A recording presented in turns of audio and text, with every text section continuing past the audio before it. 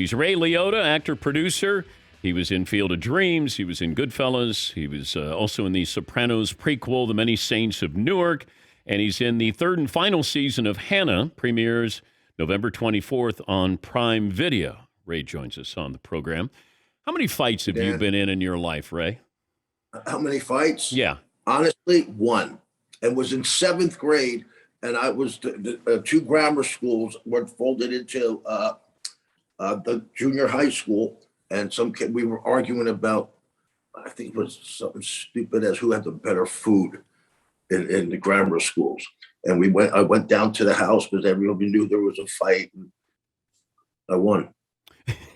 But you appear to be a tough guy. In a lot of your roles, you're a tough guy.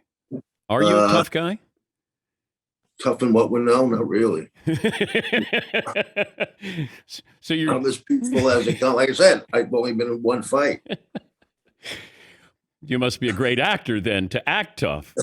Now you hit it. Hey, let me ask you something. Okay. They kept wanting me to remove the coffee cup, the orange juice, the water. You got 18 things up there. Who's the guy in the red that's got his hand up?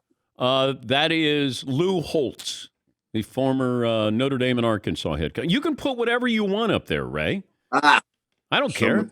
No, I'm joking. No, I'm not joking. What do people say to you on a daily basis, depending on where you are? What do you get on the street? You're the best looking actor that I've ever seen in my life. Okay. No. They'll either just say hello, or for a while it was, you're a funny guy. It's not a bad price to pay. But, it's one of those where some actors are known for a role, and then you try to escape the role a little bit or try to do something different. How tough is that? Sorry. Now you see the tough guy comes in. My first movie was a movie Something Wild, and I played a maniac. And I would read, and I didn't get it till I was 30 years old. That's when I did my first movie. I forgot the question again. About you try to distance yourself from, Yeah. So after Something Wild, I did the movie Dominik and Eugene with Tom Hulce, which was I was a medical student. I had to move to Stanford, but my brother, who was brain damaged, and we find out later that was because of physical abuse, but I had to leave him. It was a really beautiful story. And in Field of Dreams, I didn't hit Kevin with the bat. That was a nice one. I did a couple of Muppet movies too. What kind of athlete were you? I was okay. I played soccer and basketball, but the soccer I think I was better at. But it just went to high school and that was it. Did you audition for Field of Dreams? No, I think they just brought me in, and I think it was just an out and out offer. I think. How long were you in Iowa? Did you see? You must have seen the game that they played on the field. Yeah, that was beautiful. They really, really did a good job. So, what'd you ask me again? How long were you in Iowa? Probably 2 months, maybe a little more. It was beautiful. Have you watched that movie? No, I've never seen it. I haven't. Do you not watch your movies? Not a lot of them. I mean, a lot of them I don't do it. I mean, obviously it's all Goodfellas and maybe a couple others, but in general, I probably have more movies that I haven't seen. But can you watch, now that you're further removed from it? Watch a movie? Yeah, that you were in. No, sometimes I'm changing channels and I was in that one, and it keeps going on. Well, I wondered because you sit and listen to yourself talk. I don't listen to the replay of the show. Yeah. All right. See, we're the same. Well, it's that I used to, when I did SportsCenter, the show would be over. I'd get the tape and I'd watch the entire SportsCenter and look at all the things I didn't do well or right. And were you in the beginning of that? no, I got there. I was 10 years in. So 1989 is when I got there. Huh.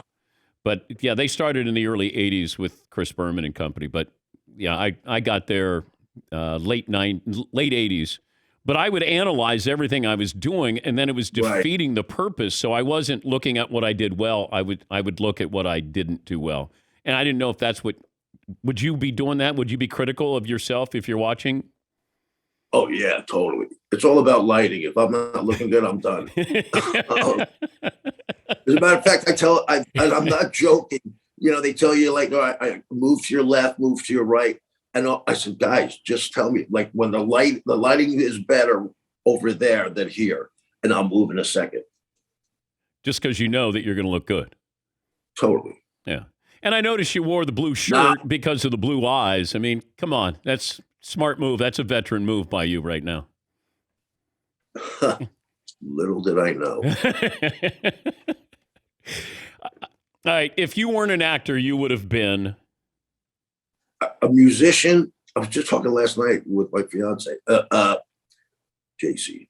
A cop or a musician, like someone who knows how to play guitar. I played guitar like 1,000 years ago, and I just didn't take it. I just found it wasn't for me.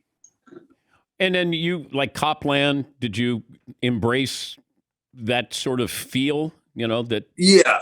I used to do ride-alongs with the cops. One guy was a sergeant. And the first call we had to go on, it turned out there was a body part because something blew up in this person's house. Oh boy! So I've done that. I researched a lot in the beginning. Goodfellas, I had a guy who was in it or claimed that he was in it. He actually was. What else did I do? I've watched autopsies. I did a movie where I played a heart surgeon, and I just sat back and watched them, just what they do, just to get. And the doctor said, "You've been here all the time. You want to come up here and see what we're doing?" And I said, "Yeah." And what this woman's chest was wide open, and they were doing heart surgery. And he said, "You want to touch her heart?" Oh boy! I said, "Yeah." I mean, how many opportunities you get with that? And I put my finger in and touched this woman, her heart. What's so funny? Well, that's unique. I mean, it's not standard practice there on the operating table. Yeah, totally. I also I watched a brain autopsy because when I was doing what the hell was the one I did with Anthony Hopkins? Is this where they're feeding you the brain? Was it Hannibal? Yeah. And they said, what do you want to eat for it? And I said, well, I can't imagine it tastes good. Just give me dark meat chicken. I just don't like dark meat chicken. So they put it, and then Tony feeds it to me, and I eat dark chicken. Dark meat chicken. We're talking to Ray Liotta, the actor, producer, and he's in the third and final season of Hanna. What made you jump on this role? Cash. Well, you have admitted before that you've taken roles for just the money. I have, and because I needed it. You know, I've definitely had an up and down career that's now on a slow rise.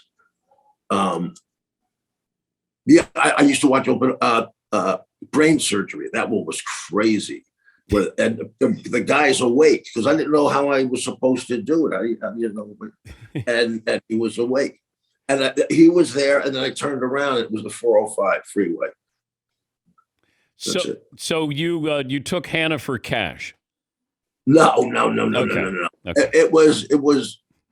I had seen 2 seasons before they. When they offered it to me just to see what it was, and it just looked compelling. It looks like what we did. It really has a great momentum to it.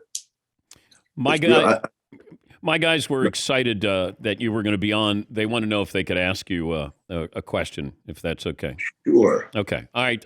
Fritzy, do you want to do the Joe Pesci impersonation and get that out of the way for Ray? We could do that. Okay, go ahead. Wait, how am I funny? Like, how am I like a clown? I'm here to amuse you. How am I? How am I funny? You tell me how am I so funny to you? I got nothing else to do but make you laugh. That's what I'm here for. What do you think, Ray? It was very good. He's a funny guy. Okay. Funny? They missed his cue. Yeah, I know. Todd. How am I funny? Like how? Explain to me. No, you're done. What's so funny about me? Stop. You already got it. But what you did was better than what I did. So stop. Get out of here. I just kind of like took it for a while. McLovin, you got a question for Ray. All right, I did all this research. There's so many roles that you're reported to have passed on. Is there one? I know what you're going to ask me. Yeah, well, no, I was just going to ask, is there one that you regret that was true? The only one I would regret was they came to me for the first Batman.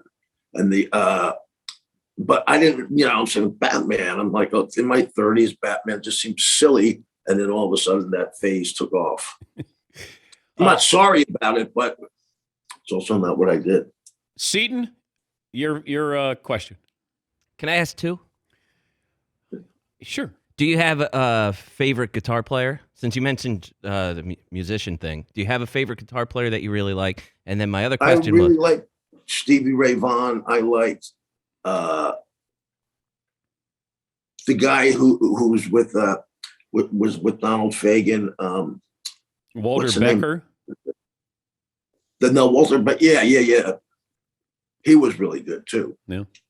And what was the other question, Seaton? Oh, how did growing up in New Jersey impact you as an actor? Not really. I never wanted to do this. I just went to college because my dad wanted me to. And I got into the University of Miami, which at that time you just needed a pulse to get in there because I walked out of my SATs.